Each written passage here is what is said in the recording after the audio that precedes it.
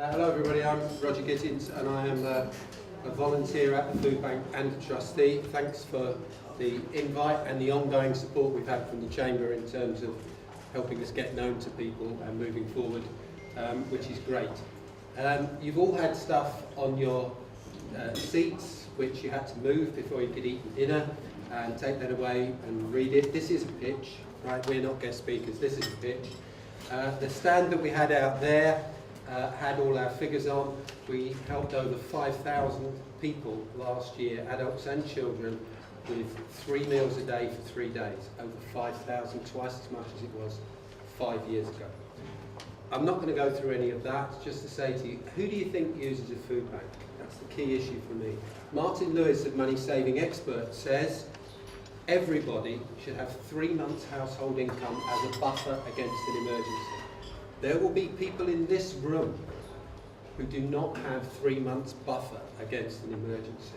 And if you had that emergency, whatever it was, you're a self-employed plumber and your van breaks down, one of you you're in a couple, one of you gets ill, moves to statutory sick pay, whatever it is, that could be you. More than half of our clients are in work. I'll give you 2 specific examples, no names obviously or anything.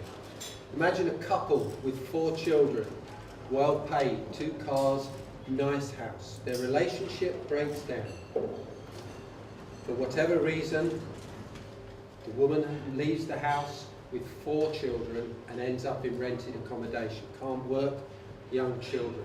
The benefit cap means that she cannot get all her rent paid, and by the time she's paid her rent, she has £90 left over for everything else for the rest of the month. That's someone I've seen, a client over the last 3 years who came into the food bank. Imagine someone who has to flee urgently a violent relationship, has to move, leave their town, come to another town, has no money, no job, no nothing, no papers, everything's gone. They ran away. They apply for benefits. They cannot get benefits till they can prove who they are and where they've been and what their history is. 15 weeks with no money, they're still told they have to wait another 3 weeks. Another client I've seen in the last 3 years at the food bank. Please don't make judgments and don't let other people make judgments. Anybody could find themselves in emergency need for food. And you, John. So, as Roger says, we've got information on your seats, which I hope you'll take away. I'm John Entwistle, I'm a trustee, as is Roger, of the food bank. The food bank started off in 2013 in the Methodist Church in central Morecambe. The view was that it would be set up for 2 or 3 years and then it wouldn't be needed. Unfortunately, the demand for the food bank has spiraled, it's gone really high. On our table out there, we've got all the figures if you want, and there's some figures on the sheet. And last year we formed a new charity so that because it outgrown the chapel. And we moved to new premises in Westminster Road, Morecambe in the West End, and pay rent on that. We've got a vehicle we use to collect food and distribute food, and there's lots of other expenses. There's about 50, 60 volunteers who have to be coordinated.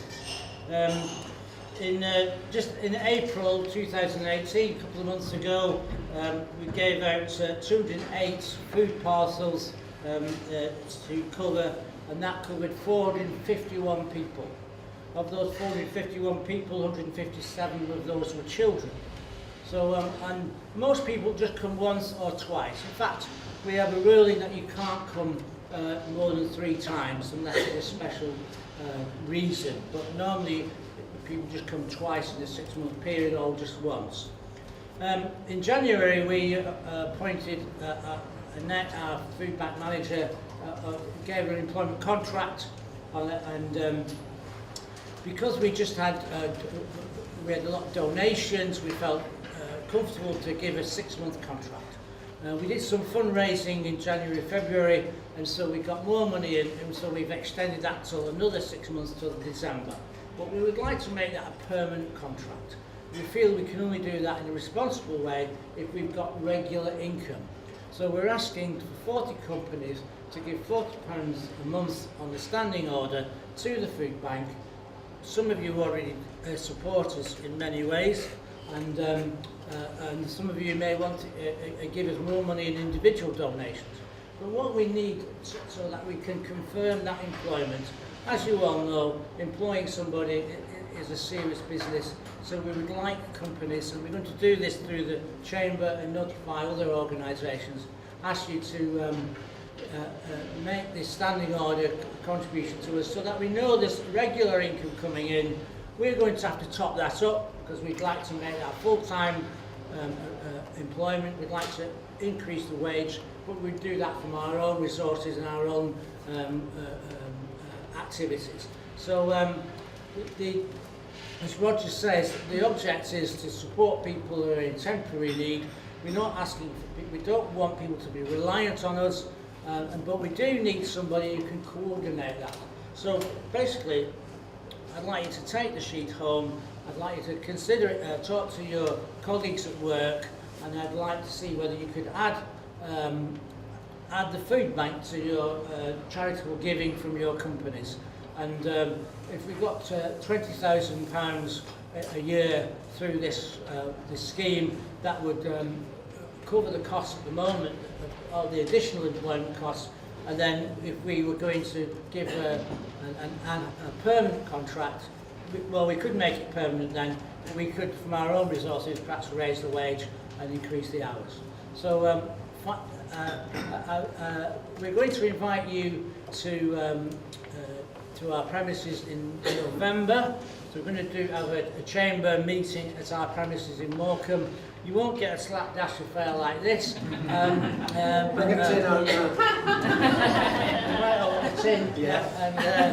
we'll show you how it all works and give you an appreciation of what the food bank does.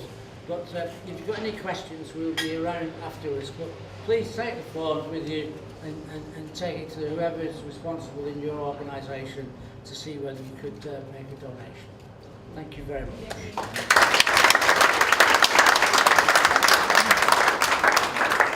Thank you, gents. Very good pitch, I thought, actually, so well done for the pitch. I talked earlier about how there's some amazing big things happening in this area, and at one end of Morecambe Prom, who knows, we might get an amazing Eden project big thing, but at the other end of Morecambe Prom, we've got an amazing smaller thing happening right here, and you know, we should give both of those things an equal amount of support, and any help you can give these guys, or indeed any of the other charities that are present, or even the ones that aren't as well, then please do that. I think it's incumbent on us as a business community to do what we can, when we can, in the local area. So I know a lot of you do already, and thank you for your support. So I think, Vicky, am I correct in saying that brings the official proceedings to an end, and we can all leg it outside and get some fresh air?